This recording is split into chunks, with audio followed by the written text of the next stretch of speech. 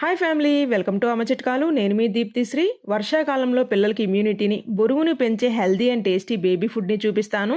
ఈ రెసిపీ పిల్లల ఎదుగుదలకి, బోన్ గ్రోత్కి బాగా పనిచేస్తుంది.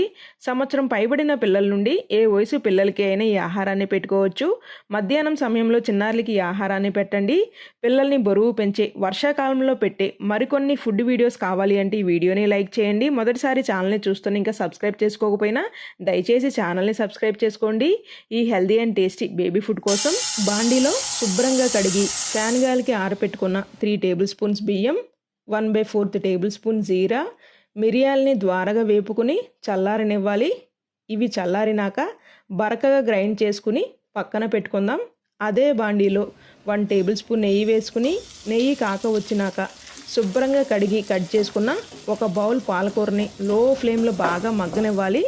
ఇలా మగ్గిన పాలకూరని తీసి పక్కన పెట్టుకుని సుమారుగా 7 నుండి 8 జీడిపప్పు బద్దల్ని కూడా ద్వారగా వేపుకుని ఇవి చల్లారినాక ఫైన్గా పేస్ట్ లాగా గ్రైండ్ చేసుకోవడానికి అవసరమైనంత నీళ్ళను పోసుకుని గ్రైండ్ చేసుకుని పక్కన పెట్టుకుందాం. ఒక గిన్నెలో 300 ml వరకు నీళ్లు పోసుకుని గ్రైండ్ చేసుకున్న బియ్యం రవ్వని వేసి మొత్తం కలిసేలాగా కలుపుకుని 3 నిమిషాల పాటు మధ్య మధ్యలో తిప్పుతూ కుక్ చేసుకుంటే ఇలా ఉంటుంది.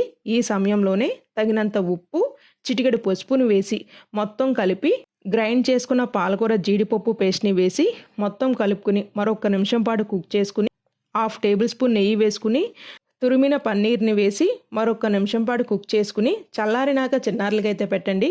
మీ చిన్నారులు మెతిపిన అన్నం లేదా కుక్ చేసిన అన్నం డైరెక్ట్గా తినే స్టేజ్లో ఉంటే గనక మొదటగా మీరు పాలకూర జీడిపప్పు పేస్ట్ని వేయించేసిన తర్వాత అన్నాన్ని వేసి మొత్తం కలుపుకుని అందులోనే మీరు పసుపు, ఉప్పు, పెప్పర్ పౌడర్ని వేసి కలుపుకుని చిన్నారులకి అయితే పెట్టుకోవచ్చు అనమాట. ఈ వీడియో మీ అందరికి ఉపయోగపడుతుంది అని అయితే ఆశిస్తున్నాను. వీడియో నచ్చినట్లయితే please do like, share and subscribe.